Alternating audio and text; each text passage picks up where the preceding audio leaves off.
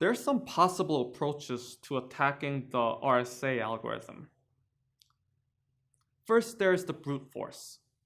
The defense against the brute force attack is the same for RSA as for other crypto systems, which is to use a larger key space.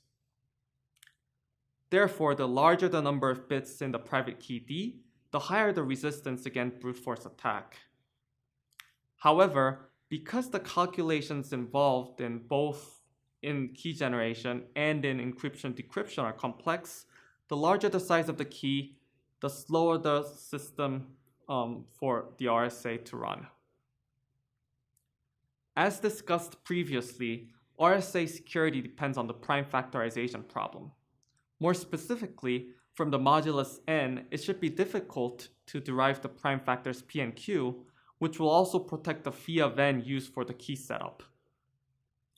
Prime factorization problem is still an open problem, and we are relying on the fact that there is no known algorithm that is efficient enough to find the prime factors given large enough n. In other words, there's no proof that the problem is difficult, but we are relying on the fact that at this point of time, there's no known algorithm with sufficient efficiency to break the prime factorization problem for large enough n. RSA Laboratory used to post the RSA factoring challenges to better gauge the state of the art for cracking prime factorization. The RSA factoring challenges began in 1991 and ended in 2007. The key sizes that they posted for challenges were in the order of hundreds of bits. For example, a 729-bit long key was cracked in 2016, and the key size kept growing as the computing technology and algorithms advance. In general, RSA does not recommend using a 1024-bit key size, but recommend using 2048 bits or longer. There can also be side channel attacks on RSA. In fact, Paul Kosher in the mid-1990s actually targeted RSA cipher when inventing the notion of side channels, which we also reviewed in the cryptography and information theory course. In the timing-based side channel attack, the attacker can infer the operand size based on observing how long it takes to compute the cryptographic operations. For example, a higher key value or higher exponent takes longer to compute. An analogy to timing-based side channel attack can be a burglar guessing the combination of a safe by tracking how long it takes for someone to turn the dial from one number to another. Although the timing attack is a serious threat, there are simple countermeasures that can be used for obfuscating the operation duration, including using constant exponentiation time algorithms and adding random delays.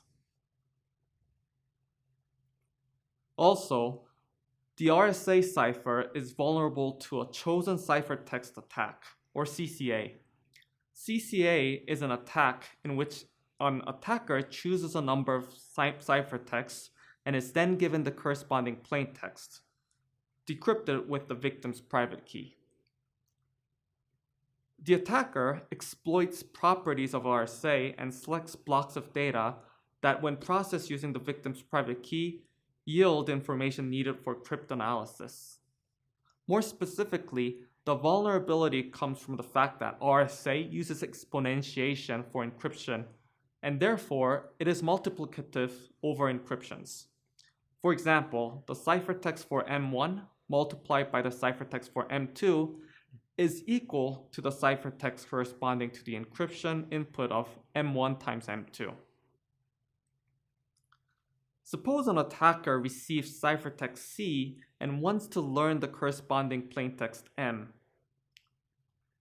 It can choose a CCA ciphertext C prime, a known ciphertext C prime, which is equal to C times R to the eth power mod n for some chosen R by the attacker.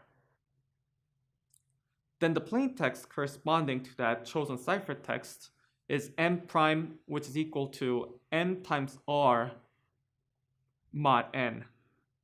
The attacker can take M prime and multiply it with the multiplicative inverse of R mod n to retrieve the original message M that it wanted to learn. Chosen ciphertext attack can be countered with random padding of plaintext, which is the basis for the optimal asymmetric encryption padding, or OAEP, recommended by RSA Security Incorporated.